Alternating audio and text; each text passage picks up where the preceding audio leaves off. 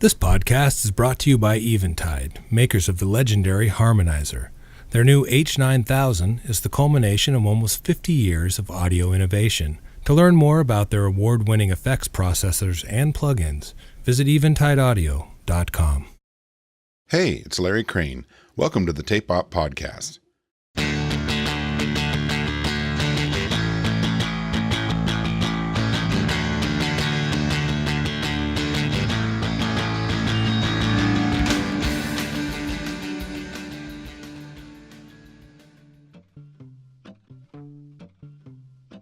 In 2011, an artist by the name of Gotye rose to international prominence on the back of his song, Somebody That I Used to Know, from his third album, Making Mirrors. Wouter, Wally, DeBacker, is Gotye, and it turns out he's far more than a global pop star. Belgian-born and Australia-raised, he now resides in the New York area, where he can work on his many passions. An interest in the French proto-synthesizer, the Ondiolines, and its most famous player, Jean-Jacques Perrey, led to meeting Jean-Jacques, archiving his music, releasing a record of rare works, and restoring several vintage Ondiolines, as well as performing live with the Ondioline Orchestra. Wally continues to record and perform with The Basics, a rock trio he's had with friends since 2002, and is currently working on a new Gotye record. He's a busy man, and one whose energy is positive and infectious. Enjoy.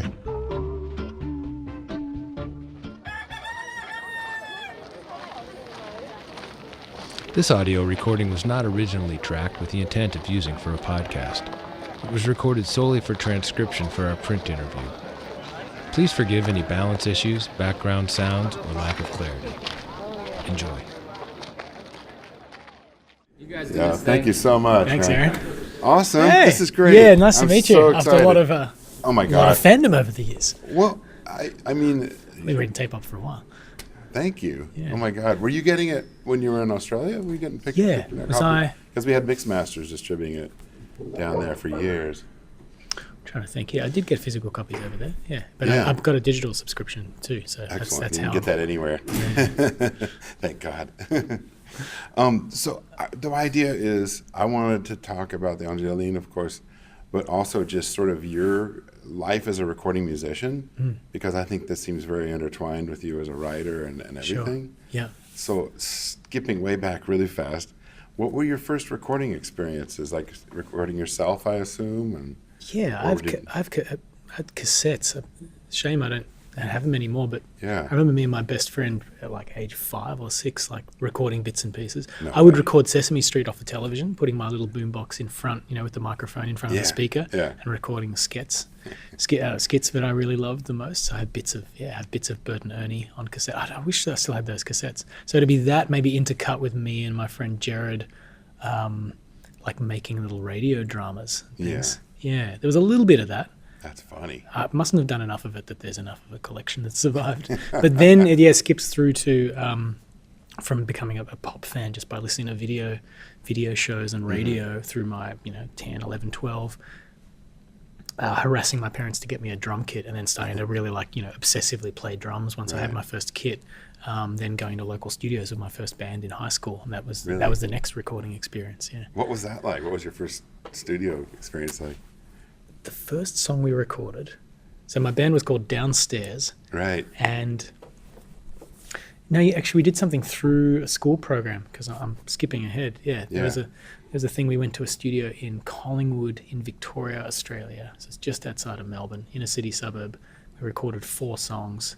One of them I'd recorded at home using just MIDI instruments on a Creative Sound Blaster sound card. So I remember that's the first time I was kind of like, oh, you can get string sounds and bongos in the computer, Right. Oh, and with a totally, little right? keyboard. So I made that, and then the tracks we recorded as a band, like one of them's kind of like sort of like a metal thing. It sounded maybe a bit like Tool, at least what I thought Tool sounded like. So I don't know. I was like coming home from school, playing along with Stuart Copeland on the drums, just loving the Police, loving their music, but loving his drumming, especially in that band. Yeah. Loving the Beatles since I was a kid, getting on the piano, trying to sort of reverse engineer Beatles songs. Somehow probably drawn to metal because of a technical, mathematical side of it as a drummer, like starting to work out limb independence and being fascinated by interlocking rhythms and polyrhythm. Local studios, school programs, and then a few local studios around Melbourne, Australia, in the suburbs that had cheap rates that would come with an engineer. So a lot of recording on ADAT at the time. Oh my God! Right. Yeah. Well, how did you? Besides the MIDI stuff, were you doing any kind of recording, like 4-track cassette or stuff then too? No, I never had tape stuff at home. Yeah.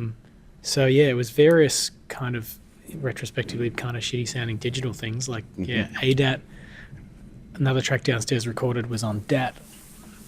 I had a groove box from Roland. I was doing a bit of program. So the first programming I ever did was on a groove box, and I'd take that into the studio, maybe downstairs track. We'd put that down as like a backing. Oh, right. It might have been percussive parts and synths and other things, and then we might play, the band parts along with that.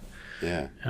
So there was one session we did that, I remember. So that's kind of, even a high school band doing a number of studio sessions is kind of unusual to some degree, isn't it? I guess so. What I perceived is that I was usually, I wasn't at odds, but I was definitely could tell that I was doing something a bit different than what a lot of high school bands were doing, which is let's go in and record all 10 of our songs, punk style, just do it in that 10. I'd come in going, well, we want to do this one song. I don't know if today is going to be enough, but that's all the money I have, so we just got to get it right today. Right. And, a local engineer would be like, well, so you got sequences here and there's this synth, and what are you doing? You want to trigger this snare drum sound, and you want to use this flanger I've got? And I'm like, yeah. So you would get to the end of the day, we'd be barely tracked or ready to mix something. So I guess I was probably being ambitious. I was listening to a lot of Depeche Mode records, so I was kind of like, that was my blueprint of like what a record could sound like, which weren't easy for them to make.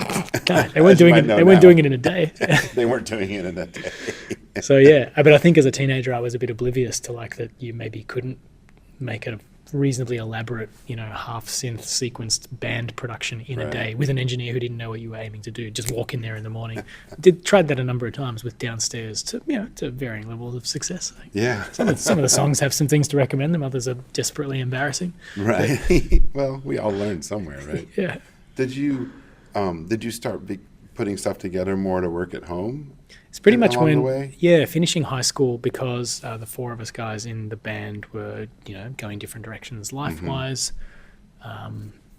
Mainly because our bass player, Lucas, got an opportunity to join like a traveling show. I think it was a traveling production of Grease. So he was offered the bass chair in that traveling production of Grease. It's like, you're going to get to travel all around Australia and do hundreds of shows, and you'll be a pro bass player. And he's only 19, I guess. So he was like, guys, I got to go do this. And we were like, well, that's the end of the band pretty much, because we're doing local gigs and I'm planning recording sessions and writing things. I'm like, well, we're not going to replace Lucas. So that, I think, just naturally made me go towards, should I try to record things myself? I got a PC-based system together. A guy I knew through a friend called Hugh. My girlfriend at the time worked in a local promotions organization called Frog in a Blender. So they'd put on a few shows that Downstairs had played on. Yeah. And she introduced me to another musician who was also part of the Frog in a Blender collection called Hugh. And Hugh was doing a lot of recording at home. Like me, big fan of Nine Inch Nails and a lot of elaborate industrial type record production processes. So he gave me a bunch of kind of just pirating tips, basically like, let me give you this CD, I'll burn you with all this software and these plugins. So I got plenty of pirated software to start off on this cheap PC, and started what were going to be, I guess, Downstairs tracks. I just started trying to track them as demos myself, or thinking I should just produce these myself. Maybe I can at home. If I have the tools, then maybe I can do it for free. Right. Yeah. So that was a little interim period before maybe I was starting to sample records that became the first Gotye record after a few years. I was still trying to track live instruments at home on a pretty simple setup with just 2 channels of pre of an interface. Tracks that were written for Downstairs. And those never, I don't know, I kind of have bounced out versions of them somewhere. Nice. They're existing somewhere on an old hard drive. But then somewhere along the way there, I guess, because I was starting to listen to more, I was already really into things like Portishead and Massive Attack, but listening to more things like that, the Bristol scene, listening to DJ Shadow and Cut Chemist a lot more. My friend Andy Hutchinson said, dude, you should sample records. Let's go get records. So we'd go to the thrift shop and dig and bring back records. And it was probably, I do recall me and him just hanging out in my bedroom at the bottom of the house we were sharing. He wasn't sharing it with me, but he'd come over a lot, and we'd gone to the thrift shop, got a few records, and just sitting downstairs. And a neighbor had given me this whole stack of records. That, there's some story about a neighbor's wife passing away, maybe? And he gave me all these records. What kind of music? Some of them were pop compilations from through the 80s that would feature anything from, Agadoo to Crowded House to Right. Total Eclipse of a Heart, all sorts of pretty eclectic compilations, just, the hits of a day, the Sure. equivalent of That's What I Call Music Now or something like Right. that. Oh, I know those. Yeah. But then there was the Reddings. The Do what? you know an R&B band called the Reddings? Yeah, they were like a electro-funk R&B band who, from what I can tell, had a decent amount of success in the 80s. Where were they from? I think some of them were nephews of Otis Redding. Oh, okay. I don't know where they were based. They had a record called If Looks Could Kill, which opened with a track called In My Pants.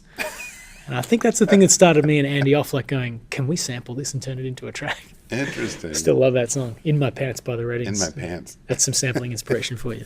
Oh my gosh. So yeah, I remember the session, like listening to In My Pants, just like losing our shit, just going, this is absurd. We've got to sample this and do something with it. And I think then maybe my, I don't know, aspirations to like, I wonder if I can make records that sound like Depeche Mode or like Massive Attack with this Right. process. That got me very deeply into like, what else can I find in thrift shops and what else can I chop into bits and make into Right. whole tracks. And I think what it felt like to me was that I'd probably hit a point where trying to turn those downstairs tracks into finished productions myself, I was really feeling the lack of ability, knowledge, and just feeling like these aren't sounding, they're not better than what I was able to do in these local studios with engineers' assistance. Right. But maybe because I had a few early successes cobbling samples together going, this feels like I don't know, pragmatically it just felt like a bridge towards I could make finished tracks that sound really good, Right. in my estimation anyway, or better than I was able to do when I was tracking instruments. So it Right. kind of made me think I should just stop tracking instruments other than maybe my voice, Right. because I can work with the level of gear that I can afford, and sampling, apart from being a creative sort of inspiration, also just gets me over, I don't know, the hump of making a record I thought sounded good. Right. So right. yeah, That's it a was kind of good- pragmatic thing. That's a cool. You don't get many people admitting that that's a way of a path forward. I don't know. I think I pretty quickly realized that you just have a different set of rules and limitations, which is, well, you can take something, it maybe circumvents some of the things that feels like barriers to entry, the cost of recording in a studio, the engineering expertise to try to make a drum sound really good. Right. And I don't think that means it's a cheat. I mean, I just think it just means No. it might make those things easier, but it offers different possibilities, obviously, of, obviously there's records you can't Yeah. make without sampling. There's records you can't make without really having humans play in a room. Absolutely. So There's I think a million ways to make a record. Oh, yeah. So I think I both saw the pragmatic side of it, but also thought I liked the limitations, like Yeah. realizing that there's only so... Well, actually, it's not true, because the first thing I was doing is like, how far can I pitch shift things and they actually have musical end results that I find interesting? Yeah, so I Right. was doing a lot of pitch shifting things down an octave or more, Right. probably because of the trip-hop stuff I was listening to. Certainly. Yeah. Yeah. You can Massive Attack, especially. Yeah, Those kind there's of a lot of manipulations. screw tempo kind of Right. sample Well, manipulations. and the other thing too is like listen to a DJ Shadow record, and you're like, some sources you might be able to eventually identify, maybe like Yeah. the acapellas and stuff. but others... But other things, who would know? he's nitpicking a little tiny thing and manipulating it. It's like, Yeah. where did that come from? You'll never know. Yeah, he might not know either. He might have forgotten. Yeah, I mean, I know that's certainly the case for me. Yeah. Especially if I was looking into little snippets and being like, I don't know where that snare drum came from. Yeah. But I think I manipulated it enough that if I don't recognize it, that's fine. That's yeah. It's just gone. It's come from somewhere else at that Yeah. point. That's amazing. Yeah. What as you moved along, did things become just completely more like your own project then, or were you working with others? Yeah, I think I conceived Gotye as a project. So, I mean, I was working by myself in my bedroom for years, Yeah. cobbling together about 20 tracks from which I selected I'm forgetting now, 12, 13 that are on Boardface, the first album I put out. But I was already collecting them in little compilations of like 5 tracks at a time, Right. making homemade demos, which I'd draw the artwork on myself. Right, do I've heard about do a lot that. of colouring in and burn the CDs myself and then send them to radio stations. Yeah. And mainly to radio stations, really, just Really? thinking, I'll just do this independently. I don't need, I'm not looking for a manager You or a seem to have label. a real tenacity early on too, though, for like at least trying to get your music around and get people to Yeah, I think at some hopefully point, hear it. it might have been a reaction to, I think downstairs once, well, we did a few battles of the bands. We even won one that I can remember. We entered a radio-based battle of the bands with a very pop radio station in Melbourne, and I remember getting a call from, which is like, they had listeners vote on like a 20-second snippet of 3 songs, and our song got the listeners' vote. And they're like, we're going to be in touch with downstairs soon about their prize. And then I never heard from them. I was like, what a bogus thing. I think That's that amazing. I think that combined with the feeling that it was also good. It was, yeah, as a friend of mine, Marty Williams, when I moved down southeast of Melbourne, who I think just said to me very directly, you don't need a label, you know. You Right. could just, if you can make your own records, you can distribute them. Maybe you just need a distributor, but you can do your own promotion. So I think that just started me thinking about maybe if you work just as hard on the kind of, I don't know, self-distribution side of as you work making tracks, then that's what you need to do for people to hear, you know. Yeah. Yeah. And at times I kind of felt like I was a bit, I don't know how resistant I was to the feeling that that's what you had to do, but at some point I must have just said, that's just how it is, and so that's what I'm going to do, because I want people to hear what I'm working on. Right. I don't just want to say, oh, well, no one was interested, and it didn't fit the label, you know, kind of what a label's looking for, so that means I mustn't be good enough, or what I'm doing doesn't make sense right now. I was kind of, no, I kind of knew a lot of the times. I think I liked the aspect of being hands-on with everything, feeling like, yeah, I mean, I loved records. I loved the physical object of records. I loved the experience of entering, you know, like the being portals to other worlds. Yeah. And I felt like very connected to that. If you'd made music that you were also then making the portal in a way that you might give to someone else, and if that could be very direct. Yeah. I remember a fan coming to my door, actually just knocking on the door because I'd given her my address at a gig, and she dropped around and bought the homemade CD from me. And I liked that. Direct connection. Yeah. And the artwork too seems to be something that you kind of like think more about than maybe some artists, how it's presented. Yeah, just been lucky, I think, that there's a bunch of art that's been around the family from things my dad was doing or things I'd done as a kid that my mum had kept in a folder that I could take a sort of sampling approach to and say, oh, this feels like what I want this art to be, and keeping it in the family is a nice feeling. And so with the first record, that eventually did attract more attention, right? At least in Australia. If I remember correctly, releasing it commercially was the result of having a little bit of interest from a distributor named Creative Vibes. They put one of the tracks that I'd put out on these homemade collections of, EPs at the time. They wanted to put one of those tracks on one of their compilations showing new Australian music called Evolutionary Vibes. They suggested that I could get a better mix of a song, and I was interested but also resistant. But I went to Sydney. They paired me with an in-house engineer they worked with, Jimbo. Jimbo and I sort of did a remix of a song, and so that's a version I don't even have on a hard drive anywhere. But the version of that song that ended up on Evolutionary Vibes is this new mix. And I sort of thought there were good things about it, but also things I didn't like. I still sort of thought like that my, admittedly, probably more lo-fi version of the mix still felt truer to what I was trying to do. Yeah. So, yeah, that mix that Jimbo did on Evolutionary Vibes kind of just has, I don't know, gone wherever it has gone. But that was maybe the first experience I had of like, I do want to try to articulate the music I'm making to the best possible ability. I don't want to just say I'm only going to make it myself or make it willfully lo-fi for its own sake. No, I want to make records that sound great. So I was exploring the possibility of maybe I can meet people who could help me do that. But I think I came to the conclusion that experience with that song on that compilation was like, well, good people, we tried, but I don't think that it made my song better. So maybe I should just stick with my own mixes, stick with releasing the record myself, and Creative Vibes said they were happy to be the distributor for that. So I just collected selections from those 20 odd tracks, and in 2003, pressed up the CDs myself, sent off 500 of them to Creative Vibes, and they got them into stores. Yeah. And I had a little bit of airplay on this Australian radio station called Triple J, who'd already played things on a few key shows where they would play new music and demos, and I'd been sending it to presenters directly. But where I felt I got to maybe like a year and a half after that was I'd put together a 12-piece band to play songs off this album, Bloodface, at about 3 different locations around Melbourne. Obviously, I couldn't pay anybody at any stage. It was all pure favors, just like they liked the homemade CDs I'd given them. They were prepared to rehearse for hours. Oh, man. Navigate these odd arrangements of me trying to... Those are good friends. Yeah.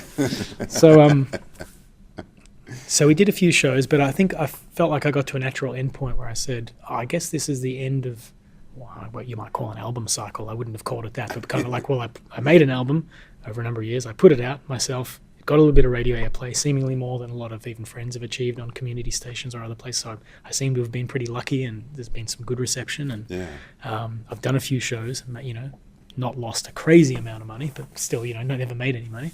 And just kind of felt like I got to a point where I said, oh, I guess, is this what it is? This is the reality of if I'm being totally independent making this music in Australia, that's what it is. I could get a few spins on a nationally broadcast indie radio station.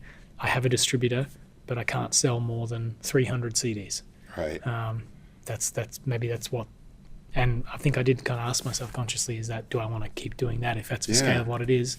And I think the thing that for me felt like the possible question of whether I wanted to keep doing that was just that, like, I didn't even make enough money to buy a new computer to get a better sound card. And I was like, I wished I. So I guess I was questioning, like, what is success? Like, is that I was enjoying all the independent aspects of, of being very hands-on in every aspect of putting the music out. But I had a point where I thought, do I want to keep doing that? Because it's a huge amount of work and energy and effort for maybe only, not dwindling returns, but, I can't even buy a new computer. Just that feeling. Right. So I borrowed some money off my parents to buy a new computer, started using a Mac, started using Ableton for the first time. That was part of the process of making my second record. And the whole time I was also doing a lot of live shows with my other band, The Basics. So that was more than half of my time, was we were traveling around Australia, booking our own tours. And that's more of like a rock band, right? 3-piece rock and roll band. Yeah. We were playing beer barns, doing covers, doing originals. Drums? Yeah, drums and singing. Oh, fun. Yeah. So you can get back to your original instrument. I hadn't played live for like 2 years. So when I met Chris Schroeder, who I formed The Basics with, that was really welcome. That was like, I miss playing the drums. I have enjoyed this, what felt like a detour for me at the time, of just sitting on computers and sampling records and feeling like there was this magical world in thrift shops of this whole world of sound I didn't know existed that I could sort of play with. But at the same time, it was really exciting to just go and play drums and sing, cover the Beatles and write our own songs in the style of it's pretty much what we wanted to do. It's like write songs in the style of the early Beatles albums. So that's what The Basics did early on. That was kind of, I was spending any spare time outside of the cafe or library jobs that I had at that time. Yeah. We'd be doing shows. I'd be in my bedroom making more tracks. Yeah. And so I got to a similar point, I think, before I put my second record out independently in Australia, of thinking, is this what it is? Like, if I do this, I have some sense of that's probably what the parameters of things will be. Maybe I'll sell a few hundred copies. Maybe I'll even get a little bit of radio airplay, which isn't easy to get independently. But then that's the point at which things seem to sort of flip more, where it was like things went beyond my expectations. And it seems to have been since then that's generally been what I've experienced, which I've been very, very, very blessed. It seems crazy, right? I mean, the amount of success that basically that one song did. Yeah, for better or worse. I don't know. I think I think I see the good things about it. I probably wouldn't be able to do these projects. I know I wouldn't be able to do these projects if it wasn't for the success of that song. So.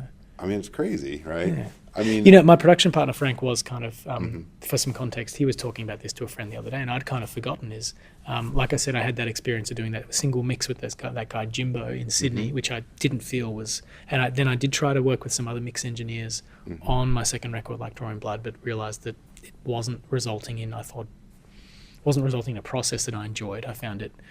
I think I worked with a few people where there was a definite aspect of ego and seniority where it didn't feel like we were actually talking about the music. We were talking about, let me make this decision. You don't know how much reverb this sound's meant to have. Yeah. And then me feeling like that I didn't meet somebody I wanted to really work with, who I thought was going to make my tracks more clearly articulated, but also would be prepared to let me, in the end, call the shots about when it was right. Then I met Francois Titaz on the suggestion of some of the people around that Creative Vibes label, and they said, I think, they said, we think you guys are coming from a similar place, or you'll enjoy the way he works, and because he's such an open guy and he's got such an incredibly broad perspective on music history and on modes of producing records. And sometimes that's really important to know a lot of different styles and how they were created and everything. Yeah. So I met Frank, we did a few tracks, and I loved the experience and thought that it was everything I'd hoped working with a mixer could be, like making things sound better, clearer, still finding the sort of soul of what might have been a demo level production I'd put together. But sort of managing to take those tracks further. So but the reason I bring it up is because Frank said the other day, when I came to him with the tracks from like Drawing Blood at maybe mixed to a level that maybe, say, Boardface was mixed to, which is like, this is me doing the best I can, bouncing out my tracks out of Sonic Foundry Acid. And that's mixing a song for me. That's the best I can make it sound. I don't have a separate software option or a separate hat to put on as like, this is the best I can do, automating all the effects I've chosen and all the kind of, arrangement things I've decided, and that's my mix. And I guess I went to him saying, do you think you could make this better? And he listened to it and said he remembers playing it to a number of people at labels thinking there's something in this, and he wanted to work on my tracks, but I could only afford to maybe do one mix with him, and then I'd have to save up working at the cafe or the library for 3 months to mix one more song, because for me, like, $1,000, which I think he charged me a super cut rate for him at the time. Yeah. $1,000 was a huge amount of money to spend on one mix. Right, sure. So I was just doing it in dribs and drabs with Frank, and he just recalled the other day that he'd played things to other people and didn't necessarily get the kind of enthusiasm. Not that he was expecting people to go like, oh my God, this is amazing. But he had a lot of responses from people that suggested they were like, oh, this is cool, but this will never work. This doesn't have any place. Who's going to play this in Australia? Doesn't make sense. And that was interesting for me to think about, because I think about it because it connects with like the aspect of being hands-on, of just going, well, if I think I've got something, has some merit, at least something to me, right. Sometimes you just have to stick with it long enough until some people get to hear it. And various gatekeepers along the way will have said, I don't understand where this fits. This doesn't fit anywhere, so it doesn't make sense for me to work on it. It's not going to work. But it can work. There's a lot of, if you just stick with it. And there's a lot of classic records that have the same story, the same background. You know, like that's, no one wants to hear this, no one wants to hear that, and then boom. Yeah. You know, so yeah, you're in good company. Did to you, do you feel that having someone like having his perspective and helping you mix it gave it a little commercial leg up too? I think so. More appealing to a broader audience, just sonically. I think so. I think there's I mean, if you listen to my rough mixes, it's not like you'd say, oh my God, this is a completely different song. But I think it's a lot about articulation and context. So whether you, well, as you know, the challenge of how do you tell the story of this piece of music, this collection of frequencies, this collection of sonic ideas in the most engaging way, so that it actually invites people, that moment that you always hope for, which is like, what's this? Or I want to listen to this. I want to hear this person sing, or I want to hear the story that is in here. And I feel like maybe to the level that I can mix things, there might be a bunch of music I've made over the years that wouldn't engage as many people, because it might be in there somewhere, but, but you have to listen into it and you have to really look for it. Whereas I think Frank's great at bringing that articulation aspect in. How much did things change? Were any things retracked or manipulated massively? Not unlike Drawing Blood. No, like Drawing Blood was, I brought Frank, I would bounce things out of Sonic Foundry Acid, dry and wet, every channel. So just bring him stems. Sure. And then we'd look at, whether it made sense to recreate a reverb as opposed to the one I was using in Acid, or is there a better way to distort this as opposed to... Mostly, though, he'd say, no, I love what you've done here with this fuzz on this vocal. Absolutely use this. I'm just going to EQ it like this. And so, no, like Drawing Blood was purely him really just straight mixing what I brought to him. And there might have been one or two things, like there's the track The Only Way has like a roughly 30 hertz tone in it. And I pretty much came into Frank and said, I really want this low sub whoomp kind of thing with a long tail, like this Beyonce track, I think. Oh, totally. I said, you hear that. And but I basically said to him, I don't know how to make it. Could you make that sound for me? Yeah. It's great because he had in his studio in Melbourne, he had these massive Duntec speakers. So I do remember when we mixed that track and he'd helped create this bass tone that sort of underpins parts of that song. Hearing it on those Duntecs was kind of amazing. Just this standing wave in the room. So there was, I guess, the tiniest bit of additional production. But I feel like what Frank brings to my project is an additional production ear for mixing. Because he's often, I'm cobbling these things together from really disparate sources. And so some of that is what is at the heart maybe of what is an appealing collection of textures and frequencies, and gives the record a certain eclecticism, even frequency-wise, because it's come from a lot of different places already. But I think he's great at enhancing those things. And it's kind of, I feel like he's one of the only people I've worked with who I feel can understand it to the point, spend enough time with it to feel. And it's through conversations with me as well to kind of go, what is Wally really trying to say with this? He's trying to sort of a little bit guess, but getting to know me better as a person over the years, I think he has a feeling for where I'm sort of reaching for but haven't got to yet sonically, and then sort of take these things and like putty, just kind of tease it out, but without breaking it. I think that's what he's always trying to do, is like, how far can we explode this without breaking it? Or just changing the presentation or perspective of it too. Can really ruin or enhance. It can, I've been amazed at hearing quite passable mixes, you could say objectively are better than my rough mixes that I feel are absolutely not better pieces of music, because they don't tell the story in an engaging way, or in a way that's even as engaging as maybe how lo-fi my rough mix might be. And that really fascinates me, is that like the one step forward, two steps back thing when you get a perspective on a piece of music wrong. Have you kept working with Frank on mixes and stuff? Yeah, we've been working on this new record for a good while. He's really gone with me on this odyssey of this new record. Is following up that album, how does that pressure feel? That would be a very good production. There's internal pressure. I think I have different moments where there's one aspect where leaving Australia, leaving my relationship, partly was something related to like the feeling of like I want more time, or the possibility of being like in my early 20s where I can just dig. I'm going to go to New York, I'm going to dig into record shops endlessly and just sample. But then I'd already sort of set myself this kind of concept for this new record that is in progress, which is actually going into very specific sound worlds of people like Jean-Jacques Perrey or Harry Chamberlain, or things that are inspiring the songs, and actually giving myself very rigorous limitations and not just sampling willy-nilly from whatever I find. So I actually haven't been thrift shopping for records hardly at all since I've lived here. I think it actually overwhelmed me a little bit. I felt like there was something probably over the years in Australia of feeling like, you can't find all the cool records in dollar bins here. It's all light music. It's all schmaltz. But that is one of the things that contributed to my early records, because I'd be like, well, I'll buy that Andy Williams record and see if there's a break on there. So it's different than maybe when, yeah. So I mean, I don't know. Following up, I try not to think about it. I just kind of felt like I came off tour after a number of years touring the last record and felt just like I want to make more music. I don't want to do the same thing I've done before. Yeah. So I could make another broadly eclectic, generally sample-based, maybe with a little bit of live performance, alternative pop record where the lyrics are mostly autobiographical or semi-autobiographical. But I've done that before, even though because of its eclecticism by nature, it'll be probably quite different.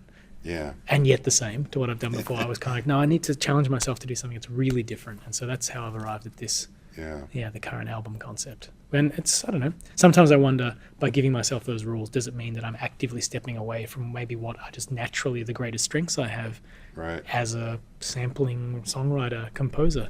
And maybe that's not, is that a bad move to like, to try be kind of actively ignoring the things that maybe I naturally just do that are engaging, that it seems audiences have told me, we like you doing this. But I think I'm partly trying to sort of say, that's cool, but I'm going to see if I can make music that I think is really good, that comes from things I'm passionate about, that maybe are harder for me to realize, that feel a bit like, I don't think I could do this. Like, I think this might fall really flat on its face, but that's a good reason to try it. Well, I think you got to challenge yourself to stay interested. Yeah. I mean, maybe the worst thing you could do at this juncture would be trying to please an audience. Yeah. You know, or having too much of that thought in the back of your mind. Yeah. And you just have to follow your instincts. Yeah. You know? I mean, I've certainly with, some of the things I'm doing here with the Ondioline restoration and curating Jean-Jacques Perrey's music, and that's coming purely from like, I just want to do this. Archiving too? Was there something else? I'm working on it. Yeah, I want to release a demonstration of Harry Chamberlain playing his Model 800 Riviera from the 70s, which snippets of which have been released, but it's never been issued in its entirety. So been working on restoring that, because it's like what Michael was talking about today. I've dug and dug for a year and a half, got to know the family. We actually recorded some vocals to a tribute song to Harry that I've written in their house in Upland, California. I was hoping that as they started to give me reels and other things, and as I've spoken to the guys from Mellotron Archives, that I would find that earlier generation reel of that demonstration that would become this next Forgotten Futures release. But I've just had to go with the cassette. Oh man, so it's kind of like, I think that's the best I'm going to get. Right, like sometimes you can only go so far back generation wise on. Yeah, and maybe sometimes you can only wait so long before you feel like, well, this release just won't happen. Unless I just restore this source. Right. Yeah, so I'm working on that at the moment. That's cool. Yeah. So the Ondioline, I've never even seen one in person till today, as far as I recall. Right. There's not, how many are there? Neither had I until you bought one? 3 years ago. Yeah, first one I saw was in a museum in Calgary in Canada. Oh, so it's kind of a thing that started me off on this record a little bit. As I finished touring, and when I'd done a show in Calgary, a friend had invited me to the National Music Centre, and I just flipped out with their collection of synths and keyboards and early tube instruments. I was like, the second I'm off the road, I've got to come back here and spend a week. So that's what I did. I invited Nick Launay to come and engineer. And we'd never worked together, but I love his engineering. His production work, and so he just engineered, and I'd just be jamming on these wild instruments for a week. And all that stuff is currently up on the shelf. I got sort of 20, still think quite promising instrumentals that are very different than anything I've done with the Gotye thing before, because it's all just me playing and not getting bogged down into multi-sampling. It's just purely like, oh, this is a good sound. Oh, here's a hook. All right, let's record this. Pull another instrument in and respond to it, and just purely build jams out of responding to the instruments, which was a beautiful experience. But I couldn't find a way to turn it into what I thought was going to be a Gotye record, so I put it all on the shelf. But it actually gave me the feeling that, like, maybe it's like pretty much everything I do, maybe in life, but in music, definitely the tic-tac-toe approach of like, I think I've done this. Oh, maybe that's not it, but it's led me to this, which that's what I'm going to do. Yeah. So it felt like having those instrumentals that I couldn't seem to turn into songs made me think, well, I love these instruments and I love the stories behind these instruments. I love how much more interested I am going really deep, digging into where these strands of electronic music history came from. Maybe that's the inspiration for the album. Maybe each song should be actively engaging with these people, their instruments and their stories, rather than just, I don't know, I used a theremin because I thought it sounded cool, which is a perfectly valid reason to use a theremin. But trying to say, what if I said I'm using a theremin for myriad other reasons that are very specific in this song about the man, for instance? Wow. Then those kind of frameworks to say, and that's, of experience, it's required then a lot of patience and traveling and digging and researching. And Man. So the Ondioline must have really caught your attention when you got to play it for the first time. Yeah. Well, it was tough because it wasn't tough. Where did I play it first? So I saw it first in the National Music Centre. It wasn't functional, so I couldn't really use it. Okay. Then I ended up at Oddities, also in Calgary, David Keen's studio, where he's got an incredible collection of things. Really? He's behind the Mellotron archives over the years. So he's the guy that, everyone knew him as the Mellotron guy for so many years. He's less involved in it now, but Oddities has slowly, I think he's slowly donated or sold much of his incredible instrument collection. But I went and played some Ondioline on a tribute song to Jean-Jacques Perrey that I was putting together, because I sort of thought, well, there seems to be one place in the world where there's a functional Ondioline. So I asked David if I could come spend a week, and I spent some time there. But yeah, his Ondioline is nice, but it's actually a little far for me to remember clearly, but it wasn't very well scaled, it wasn't very well tuned. So I was having to play lines within maybe only a fifth before I'd be like, let's retune and do that a little bit as a separate pass now. Let's retune. But that's what I've learned working with Stephen, that is that's just the case with, unless you replace the whole resistor string on the instrument and then do multiple passes of the resistor capacitor calibrations that are required to tune each register, you'll always have a really weirdly banana scaled Ondioline, because all those components have drifted in 50 years to all sorts of extents. So so his instrument was pretty, it sounded okay, but mainly just scaled really wildly. Oh my god. So that's the first time I played one, and still was looking and certainly asking Dave Keen, like, you got any leads on an Ondioline where I could buy one? And he was like, no, I don't know anyone, but I'd left my details with shops in France and places I'd seen had sold them over the years, and my favorite recollection is the guy from Instrumentech outside of Paris in French telling me, the Ondioline, it's very rare. So he took my details down, but I never heard from him. Sorry. But yes, it took a few years, and then finally I got this call from Mitchell Manger from Antiquity Music in LA, and he'd kind of shut up shop because he had a huge floor space for a while where he was really trying to make the business be his bread and butter, and he had all these incredible instruments like Yamaha. He had a Yamaha EX42 in there, and all sorts of wild early electronic Carillion things, and Baldwin electric harpsichords, and great pedals, and he had guys on staff like restoring and selling, and he was doing a decent profit, I think, but just so expensive him to keep probably that floor space going. Eventually he said, we're going to get rid of all the inventory. But he's left his website up over the years, and so what obviously happened is somebody who had this Ondiolines in Connecticut went looking online, who does vintage electronic instruments in America. They called Mitchell, and Mitchell knew that I'd been looking for years, and he called me and said, I think I've found your Ondioline for you. So that was that instrument you heard today. And the photos of it when you first got it were terrifying. I had no idea, because I didn't see anything. He just basically said, the guy doesn't want you to be in touch with him directly. He wants $2,000, take it or leave it. I said, I'll take it. Sure. So it arrived in a box. I wouldn't even know how much it had been beaten up in, because of badly. It was just like in a cardboard box with hardly any packing. Oh, no. But yeah, it had been underwater. As you could see from the photos, totally rusted. Sitting in water over the amplifier. Yeah, over the speaker. You could tell because you could see the water line on the speaker. Yeah. Oh God. On the cabinet inside. And I took that to Steve. And this was one of these nice things of moving to New York, where as I was starting to meet people like Brian Kehoe, Tom Ray, Stephen's name kept coming up. They said, you got to meet Stephen. This is Steve Masucci, who's a foremost restoration expert for Moogs and old Helios consoles and things like this. So and he told me recently that maybe we met too at a time where he was just hitting a point where he wasn't sure if he wanted to keep doing that kind of work as much, because he got a bit of fatigue with it. I think part of it might have been that he'd done a lot of big projects that he was really proud of, but that then sometimes people weren't using for musical ends, so they became museum pieces or they became display items in his feeling. And that he felt the sort of, I don't know, a lack of inspiration to do that work. So many hours by yourself doing all this work to, I guess, give musical possibility to an instrument that then sits dormant afterwards anyway. So I came along saying, you know, I really want to do everything Jean-Jacques Perrey's doing on this. Yeah. I don't know if this will ever make a sound again, but what do you think? And he said, he told me recently, he said he just lied to me. He said, yeah, I've seen worse than this. And yeah, he's just really thinking, oh my God, this is never going to work. But I guess I was patient. I didn't give him any kind of crazy deadline. I just said, look, I have no idea if this is going to be possible, but if anyone can do it, I've heard you might be able to. So he started digging and testing and checking. And I already told him that I was digging into the historical document side of it, that I was intending on translating the manual and hopefully giving us as much insight as we could get into what was going on, the guts of this instrument. Right.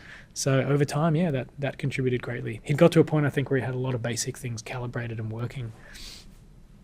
At least because the schematics are available. At least scan of what's called the full schematic, one page, but it doesn't give you anywhere near the full story that the actual text in the document elaborates on. Right. The way Stephen put it is, once we had that English translation done and he read it for the first time, he just said, "There are so many by the ways that are critical to making the instrument work." Stuff like.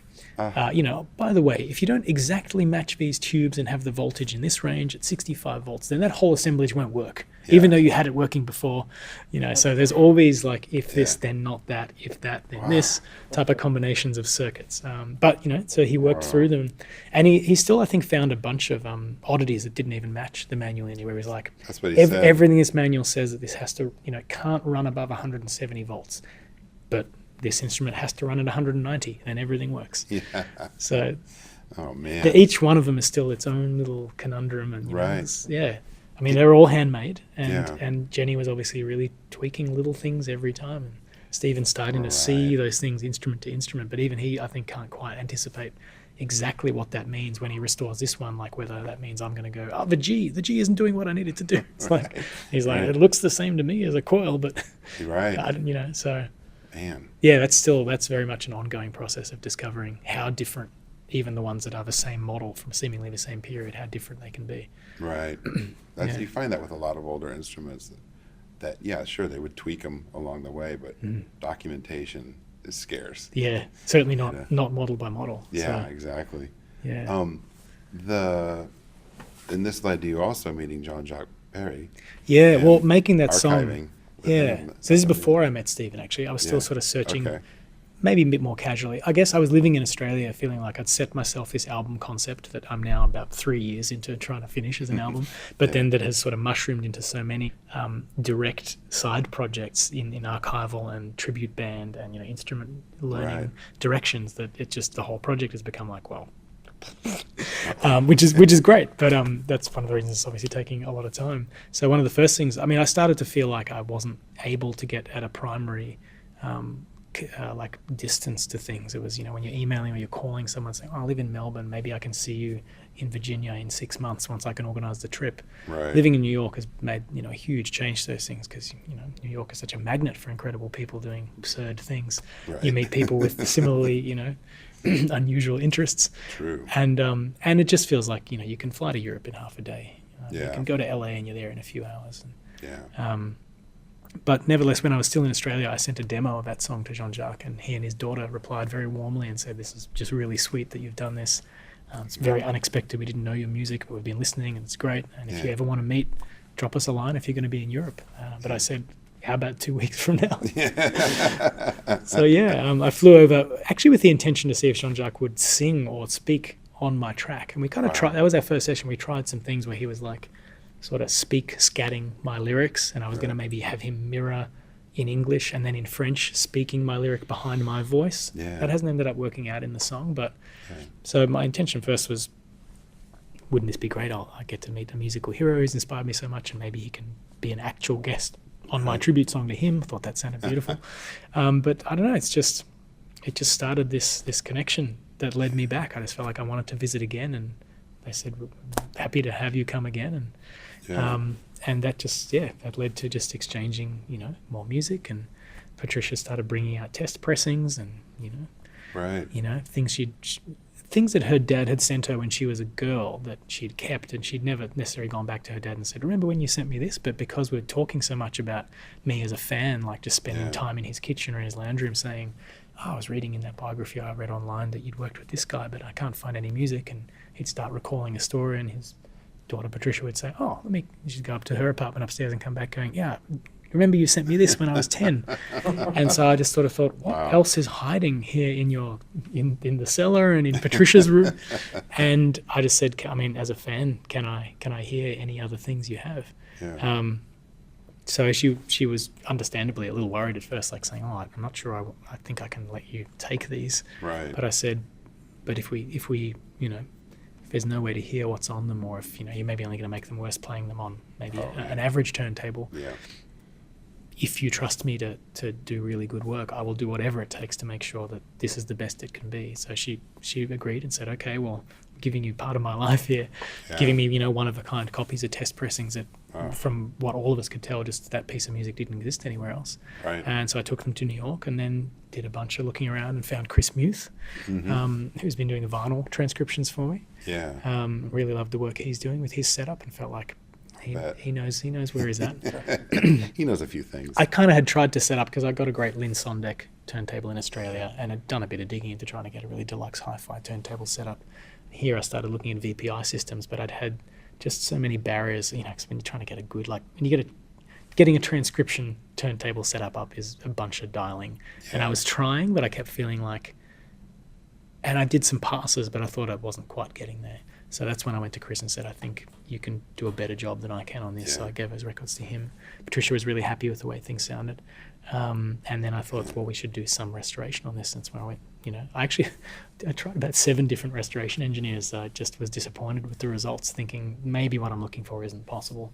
But then I found Jamie Howarth, and he really blew me away with the first 2 or 3 things he worked on. Right. Just the sensitivity and the musicality and being on the same wavelength in terms of going, you know, we're not trying to give this the LA body scrub restoration process, and really getting that, looking for that sweet spot between this is an artifact, but how much closer to the original, you know, performance can we get? Like building a time machine. Yeah.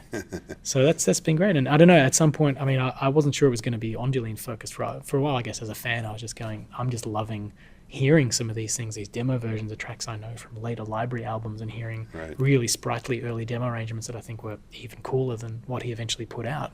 And just feeling like this is just a joy as a fan to discover these pockets of a musical hero's you know, recording career. Have you set up like a proper archive now, and we're trying to find? I've been pretty systematic about it now. So, you know, it's multiple hard drives backed up between me in New York and Patricia in Switzerland. So I'll always get her doubles, and we've got stuff on the cloud as well. It led to the point of, you know, contacting ex-collaborators of Jean-Jacques. So after I finished this compilation about the Ondioline, I then, the timings lined up, and I went and met the widow of a man named Sam Fidel, who was a jobbing musician in New York for over 50 years, bass player, played on a bunch of CBS sessions, played for every major conductor in New York. Got to know Jean-Jacques, as a lot of people did, through Carol Music, just by, you know, hanging out in the halls of Carol Music, and you're like, who's this crazy Frenchman making wild sounds at the end of the hall? And saying to him, let's make a library album. And so they made this great album called Musique électronique du Cosmos, which features Chicken on the Rocks, the original version of Chicken on the Rocks. And so Sam Fidel passed away in the late 80s, somewhere in the 80s. But his wife, Dorothy, was many years his junior. So she's only now in her 70s. And she said she'd come meet me at the family house in Pennsylvania, and we'd look in the attic, and we found, this is great actually, I wished I had my camera guy with me, but we pulled all these boxes of tapes out, and I'm looking at hundreds of reels, and I said, I'd be happy to archive your late husband's entire archive, just in case there are some Jean-Jacques Perrey collaborations I haven't heard on there that can, you know, increase his archive, and I'll give you your late husband's archive back just as part of a deal, just as a freebie. And then we go back into the attic when I'm sort of thinking, well, nothing clearly here looks like what I was expecting. And we pull out the box. I had to like crowbar it open. The jimmy's open, and whoosh, there's all the Jean-Jacques Sam Fidel collaborations with all these great little drawings and cartoons of aliens and spaceships on it. So I was like, oh my God, here it is. So, you know, right after Jamie had, you know, spent 3 days restoring the best vinyl version of Chicken on the Rocks I could find, I find the master tape. Oh my God. But this is the nature of these things. So yeah. But so anyway, then I've systematically gone and had Steve at the Magic Shop do all those tapes, all the Sam Fidel tapes, all the Jean-Jacques tapes, all the Harry Chamberlain tapes that the family had given me. Although that's mainly really obviously Marcus Resch in Sweden, who's kind of taken over the Mellotron company from David Keane. Right. He has the main archive over the years. Gotcha. Yeah. But it's so important that this stuff be preserved while it can, and I mean, things get scattered so easily. Yeah, we just watched a whole panel about people trying to, archive hip hop mixtapes and archive. That was the panel I was on. Yeah, I know, and it was amazing. It's like, and talking about all these different things they're archiving, right? Yeah. And it's just like, that is so fascinating that, we need to get this stuff backed up.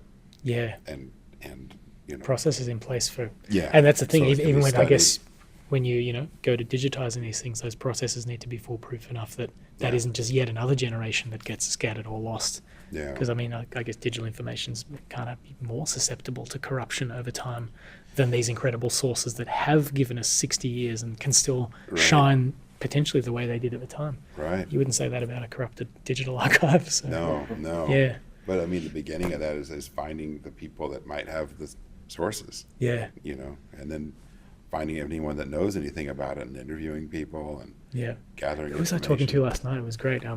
Paul, who's a mastering engineer for Concord Music Group, who was telling me about having the original digital recording system, Soundstream.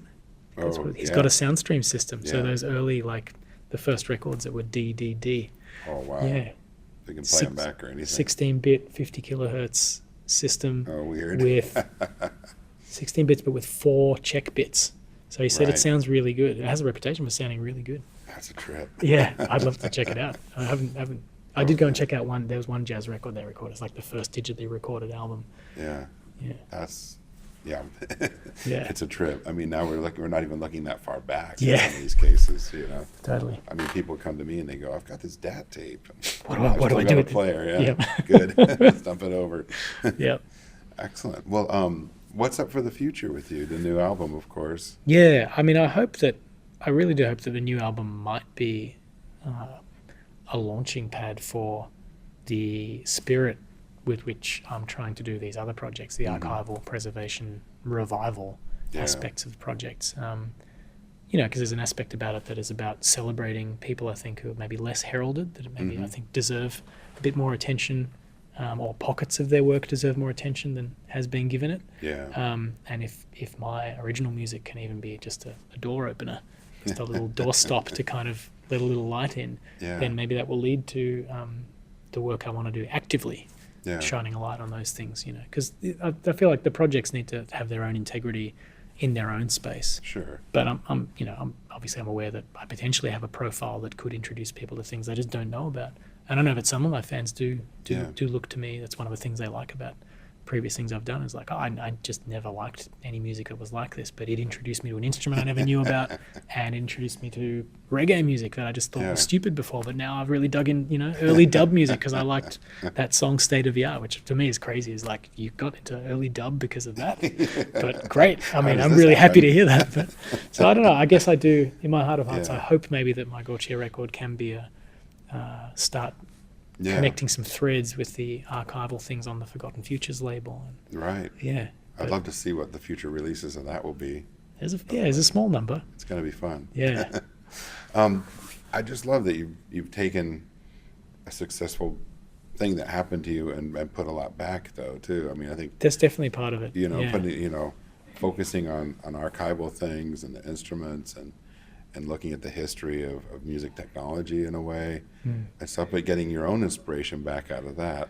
Yeah, I feel like it's a total cycle. Yeah, I think it's a really healthy way instead of in the culture we live in, it's really susceptible for someone to get a lot of fame and then become a little bit self-absorbed or such. And I mean, I feel like I'm sometimes on the edge of being self-absorbed, but in things that perhaps are very unusual or like peculiar to people.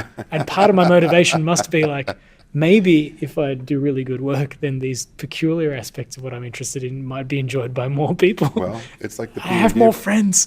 It's like the Peter Gabriel model, of like putting some energy back into world music, like absolutely. he's done, and that's in a way, the great gracious, thing is you gracious way to carry yourself through life. Oh, cheers for saying so.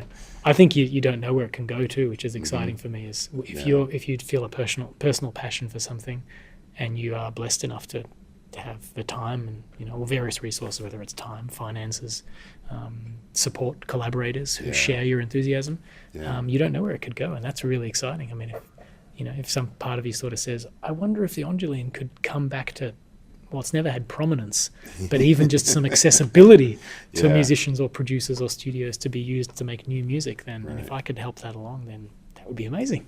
Well, it's Let's see what happens. It's very expressive. Yeah. And watching you play it and seeing the keyboard shift back and forth for vibrato and seeing the volume control and the unique filters that you were playing for changing sounds as you were playing a key, it's like, oh, well, that's another way of expressing with a keyboard. That It's really unlike, yeah. It's just a different assemblage of expressive mechanics, I think, than anybody. It just feels like it's in this period before, obviously, courtesy of Moog mainly and Buchler and people like that, the more programmatic aspect of electronic music. The aspect of where people might say that's a synthesizer, when voltage control of every parameter from programming through to even performance things at your fingertips. But it still feels to me like that's still a starting point. Nothing ill about those people, because they actually were very much about performance and about the possibility of, I think about what was it? Ideal knob length, ideal knob width. Bob's thoughts about why a knob should be this size. Right. Which is so at odds maybe with Eurorack and stuff like that. But yeah. But there's something about that point where I feel like so much in electronic music has become about the programming. What can you do that a performer can't do, or that this machine, the aspect of, which is obviously fascinating and incredible music has been made following that line. But the Ondiolines is from this other period where the questions that were being asked were more like, why can't this electronic instrument have as much, human mechanical expressivity as a violin or a saxophone? Or I was thinking saxophone as you were playing it. I'm like, you're kind of moving your hands about as much as it's true, actually. It's funny. Excellent. Well, thanks so much for Cheers. doing this with us, man. Thanks, That's amazing. Thanks for listening. Find us online at tapeop.com, Facebook, Twitter, and Instagram. Until next time.